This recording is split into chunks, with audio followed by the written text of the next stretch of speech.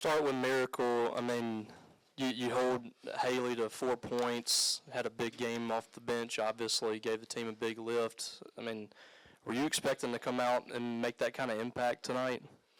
I was just focused on what we worked on in practice, which was get focused on one stop at a time. So, and we had to get up. We knew we could get up and pressure the ball, so we were just taking advantage of what we could. We're going to Grace here in the back. Thank you. For Darian, I saw that your family made the trip down. I mean, just how cool was it to have the game that you did, knocking off number 9 LSU in front of them here in the building? All glory goes to God. I'm just blessed and fortunate enough to be in the situation I am. As a team, we were all hyped up anyway just because of how good LSU is. I mean, they're a great team. So just having my family down here was a bonus, and I just wanted to, go out there and play hard, do the things that I can control for not only my teammates, coach, and staff, but for my family as well. We're going to Stephon here in the front. Jerk, for you, I mean, think about the time you've been here at Mississippi State, to have a sellout crowd and have a top 10 win like that. What's that mean? It just means the world. Just going out there knowing, not only does your team have your back, but the fans have your back. Coach Sam says it a lot, that the fans are like our sixth man. So just knowing, that they're here no matter what through adversity is unbelievable to watch, and it's just something you wish, to play in front. D, you said y'all had some of the best practices that y'all have had all year earlier this week. What did you see in practice that you felt like you could translate into this game tonight? I think the biggest thing was hitting and just being more physical. We knew LSU was going to come in, and, their ability to get offensive rebounds, we knew that was something that we had to focus on. So just in practice, we went at each other, just being more physical, being up on each other just to prepare us for this game. Drakela, at the beginning of the month, Coach talked about you put it on the headband. He called it Headband Jerk January. Is it going to stay for February? Yeah, pretty good finish to the month there. It didn't last that long, as you can see. I think I'm better without it. So I might just go Jerk January. So. Darian, the last minute, you hit the big three-pointer when y'all were kind of struggling offensively, and then the big free throws. These are kind of the moments that you come here for. What did that feel like to knock down those shots and know that you were going to lead the team to a top 10 win? Those are one of those moments that you just dream about when you're a kid, just in big situations against top teams. I mean, my teammates and coaching staff, they truly believe in me, and they get mad when I don't shoot the ball. So, just having that confidence, not only within myself, but knowing that I have them behind me, it's just something that's surreal, and it's just I live for those moments, like you mentioned. Miracle, when you came to the game, LSU was having a lot of success muscling in the backcourt, disrupting everything, and you kind of settled things down. Was that the whole idea, just to play physical with them in return? Yeah, it was definitely just be match or be even better than their energy and physicality. So we knew what we were coming into, and we prepared for it. So I knew we were going to get that win. You're in the front. Jerk, this was the first time in SEC play you guys outscored an opponent in the third quarter. Just what maybe changed about your guys' mindset coming out of halftime? We worked on it. We noticed every third quarter we were coming out kind of sluggish, so we kind of got a new game plan going out 5 minutes before the clock during Rainbow, just getting more shots up and just not getting cold. So it's something we worked on, and we had success, so we probably just keep doing it. Miracle, it wasn't too long ago that you were just being recruited to come here. What was it about the pitch from Coach Purcell and his staff that made you believe that coming here could lead to heavy moments like tonight? It was just his energy. It was contagious from the start, and I was just he knew where he wanted to go. He wanted to bring great people in here to do something special, and that's what I want to do in the SEC. Jerk, you played in some good atmospheres here, but this one was, it hadn't been like this in the past few years. What was it like tonight playing in front of that crowd? It's just surreal. It's unbelievable. I'm so proud of this team, this coaching staff, the fans. It's just, I'm speechless, as you can see, but I'm just glad we were able to, pull it out in front of them and, just fight hard for them. They were so happy, so it makes me happy. Darian, when Jessica, they tried to force the ball into her, and she kind of fumbled it and just really more shoved it out to you and passed it to you. Were you looking instantly to shoot? Yes. Honestly, yes. Coaches, Coach Gabe, like, he gets mad at me if I do not shoot the ball or look to shoot the ball. So, and like how the game was going, I felt confident. I felt like I had the hot hands. So when she kicked it out to me, I just let it go, honestly. Kentucky, I said about No.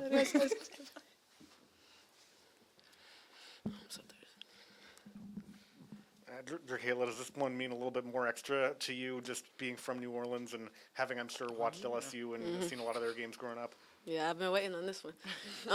Like I said, yes, I am. I'm from Louisiana, but at the same time, I put on a Mississippi State jersey. So I go out there and I do it for Mississippi State. And, you know, that's what I did today. We got the win, us and the fans.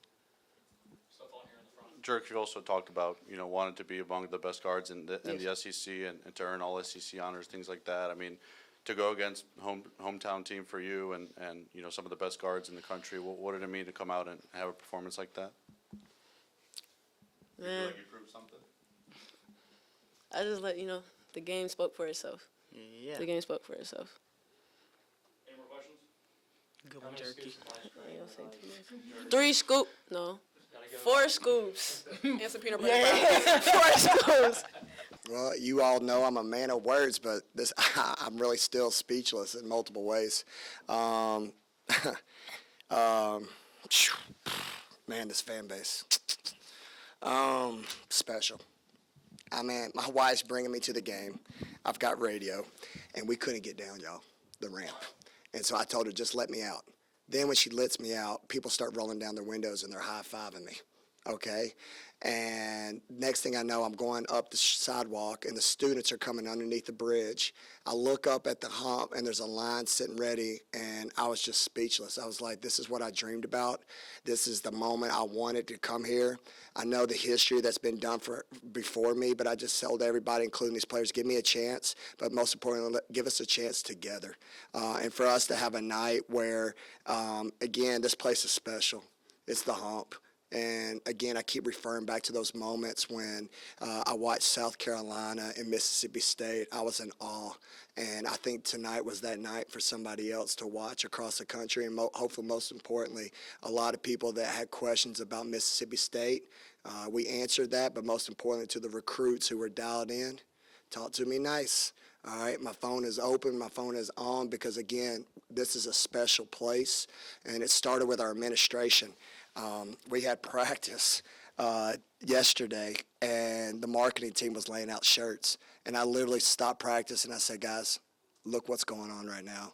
And we clapped. We thanked them. For us to have 9,121 people and in a sellout, like I said, just give me one sellout. And now, can I get 2? Okay? All right, because that's how your boy works. But most importantly tonight, I'm going to celebrate this. I promise you. In games like this, when you get a win like this, you got to have players step up. Yeah. And you got it from your bench. Miracle and D coming off the bench, and Miracle gave you a lift right away when she got in there. I mean, what did you think of the performance that they put on and the minutes that they gave you tonight? Yeah, a lot. I've been saying it. Miracle's a miracle. She's my miracle, and tonight she was a miracle. All right? I know it's cliche, but it's the truth. I met the kid as a freshman. You could never tell. She don't play like one. She's just relentless. She writes words on her mirrors. She believes in herself, but most importantly, she believes in her team. And the moment for me for this game was, you know what? It wasn't LP's night. But LP was so excited for her throughout the game. She was cheering. I couldn't get a play call because LP was cheering, and that just speaks volumes of her character. Miracle fed off of that, and that's where you got something special. And then D, like I've said, she lives for these moments. You watch transfers across the country, and it's a hard move. And I know a lot of people are like, well, I read this. Why are you not doing this? It takes time. Right? You got to go through some stuff. And she's been the most mature kid ever. She's from Chicago, so there's a certain swag about her and a DNA that's in that kid's body and most importantly in her mind.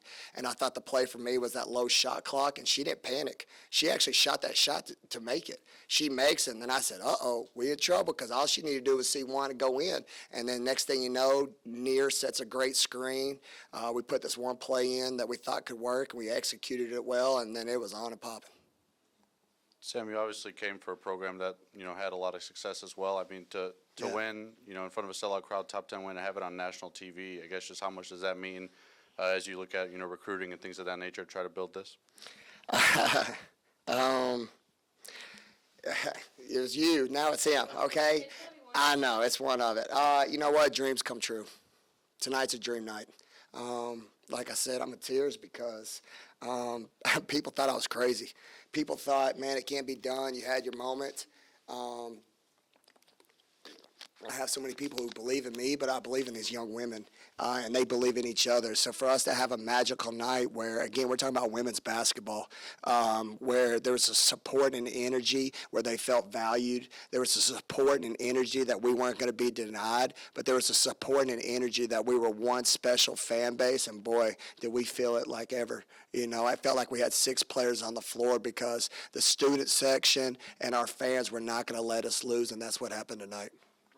Another question on Miracle. I mean, you recruited Haley. You know how gifted she is offensively, and a freshman comes in there and locks her down and just completely disrupted what they're doing in the backcourt. I mean, what was she doing defensively to make things so difficult for Haley? I just think she doesn't listen to me, to be honest with you. I think I screw up a lot of people, all right? And I just think she just had an attitude and a vibe in the game. It was like, just go make plays. The ball came off the rim. She went and got it. They make a soft pass. She went and got it. Like, that's nothing to do with me. That's just a determination and an attitude that I'm going to have a nose for the ball, and I live for these moments. And, boy, she comes from a great AAU program. She comes from a great high school program. She was one of the first kids that I recruited in. And like I told everybody, I fell in love with that kid when I watched her play defense on one of the best players in the country. And a lot of people in the high school evaluation were like, oh, she can't score. And I'm like, who cares? That kid does every single thing else out there that helps a team win. And most importantly, her body language speaks volumes and who she is as a person. So when I knew we were down to our final 3 and got her, that I won the lottery, and I'm just happy for her to have moments like this because she deserves it, because I know I speak for her whole team. She does it every single day in practice, and that's how life works. When you roll up your sleeves and you grind and get after it, it's funny how life comes back at you full force. You guys made 11 out of 13 shots as a team in that third quarter. Drukala was really the engine during that stretch. What did she mean to this group? Obviously, winning this game meaning a lot to her against her home state team as well. Yeah, it means everything, but it's ironic we're talking about the third quarter, right? And when you look back at our SEC run, and everybody asked me, what'd you get better in the off week? I guess we learned how to win a third quarter. Right? How do you stick to 4 quarters? I've been saying it. When you look at our numbers and we've played the top half, first quarter we've been winning, second quarter we've been winning, fourth quarter we've been winning. But at the third quarter, we've been getting absolute crushed. So I took it personal and was like, I'm giving the worst halftime speeches ever, okay? Then we learned that maybe we should warm up better. Then we had another come to Jesus meeting. But then tonight it was just poised. My staff was, we usually go in at 10 minutes, and they were like, hey, 10 minutes. I was like, I ain't going in there. I'm going in there with, give them about 1 minute or 2 minutes, because here's the thing. We didn't do anything in that first half we worked on all week. We turned it over 10 times, and I'm going to go in and ask them if they actually want to do what we worked on. And if you do, then we're going to win this game, and that's what they did. They got refocused. They weathered the storm, and boy, did that sunshine light up when that fan base just got our back, and it was contagious after that. Jessica and the post players maybe didn't have a big stat line, but what were they doing just to really keep Angel Reese from taking control of the game, just really disrupting their post play? And I'm not meaning this rude, but have you seen Jessica's body? That's what happened. She's strong, she's physical, and her body language, you feel like you're taking her, but you're not. She's just there, and you can't get rid of her. So it's demoralizing, and I know people always laugh at me like, oh, you just gas your players up. I really believe I got one of the best post players in the country. And it doesn't always have to be points. It doesn't always have to be rebounds. I thought the charge she took early was a huge momentum. And then, like I said, what player, all right? And Michelle Clark-Hurd brought up a good point. Most tall women lack confidence. She's like a point guard. Okay, she's grabbing the team, and when Jessica Carter grabs you, you ain't got nowhere to go. I mean, that wingspan is woof, and she's like, we're not losing, we're winning this game, and it's her demeanor. So you can't put a price tag on that. There's nothing in the box score that'll show it, but anybody knows the game, knows how valuable she is, and what a bright future she has ahead of her. Sam, you guys have obviously played your two toughest games of the year now with South Carolina and LSU. You compete, strong for about a half in Columbia, and then obviously more so about tonight. What does that say about how close you feel like this program is getting back to being, atop of the SEC and where they were in terms of the college basketball Whoa, landscape? that's a great question. Well stated, but here's the thing. All I know is I'm celebrating tonight. I hope my staff celebrates, and I ain't gonna lie, I hope my players do. They just gotta show up for class tomorrow. All right? This SEC's tough, y'all. I mean, you want to talk ahead or to your point, which is a great question. All I can think about is Kentucky waxing Arkansas, and we barely beat Arkansas. So there's no nights, and like I said, this is a great win, but like I said against Ole Miss, this can't define our season. We have so much ahead of us. We got to have a one-game mentality at a time, and we got to continue to believe each other, and most importantly, we got to have an understanding that it could be anybody's night. The buzzer sounds, you go through handshake line, and then you go to center court. Your entire team just kind of comes around you, celebrates in front of 9,000 fans on national TV. I'm sorry this is happening to you. What were your emotions in that moment, if you can take me through that? God is good, for real. I mean, again, this is this is stuff you dream about. I know my staff, the people in this community administration. Like I said, you got to remember you hired a coach who's never been a head coach. And there's always doubts. Sometimes you have doubts in yourself. But my family has my back. This team has my back. You live for these moments. I know I sound crazy, and I'm on Twitter. They're like, look at this idiot with a big head.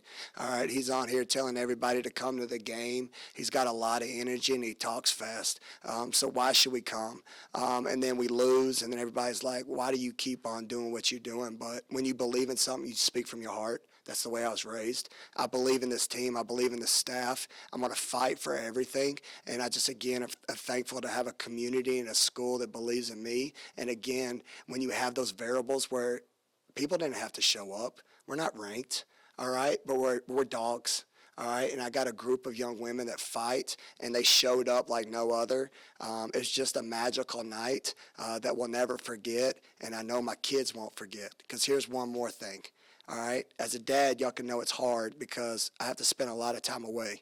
So I'm going to share a funny little story with you. So last year, I let them pick one game a year. All right, and I don't know why I picked one more, because after this, I'm going to let them do 2 or 3. But last year, I said, what's the one game you want to win? And Dad will do something nice. So I phrased the question wrong. And last year, they said, Dad, if we beat Tennessee, we want a trampoline. I said, okay. So we beat Tennessee in double overtime. This year, I do the same question. And I say, kids, and I'm dead serious here, I go, what's the one game that you want to win? And they're like, Dad, LSU. And I was like, perfect. Why not? LSU. I said, okay, what are we doing if I beat LSU? And I'm thinking, trampoline. They said, Dad, we want a pool. Okay? So now I'm going to have to ask for donations because my kids have some big girl. I don't think they're going to be happy with a plastic pool, so Daddy's got to figure out some financial situations after this game when things slow down. So shout out to my kids for also believing that they can win this game too. Not to follow that up, but You weren't ready for that. Yeah. you mentioned how Lauren was engaged on the bench. I mean, right before the second half started, you kind of pulled her aside on the court. What was the message to her, and how do you feel she responded? She went from -14 in the first half to a +10, even though she didn't start the half. Yeah, I just knew the backstory. I saw her parents and family out on campus. I actually walked campus today. It was really cool. Shout out again to marketing. I was outside the food area. Help me out real quick. Union. And we did a donut drive because we were so wanting to get the rest of these tickets sold. Then the signs for the white out. And then I see her parents walking. There was just a vibe about today that I wanted to enjoy and embrace. So I knew she knew her family was here, but she also came here for these games.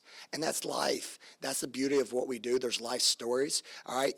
Did she want to have a great game on national TV? Yes. But again, that's her character. That's why I got a chance to do something special because you know what? It was Miracles Night. And I I wanted to pull her over the side and be like, listen, the first half's over. You still got 2 more quarters. We got plenty of time, and you came here for this moment. And I said, if it works in your favor, let's ride it like no other. And if it don't, I need you on the bench. And she was like, Coach, I got you. And again, for have a kid like that where it could have easily sold or been about her, she was. I saw her jump, and I thought she was Jess for a second. She got so high. I was like, is that 6'5"? No, but it's LP. Okay? So she was a joy, and I know she put me in a great spirit, and most importantly, her team, too.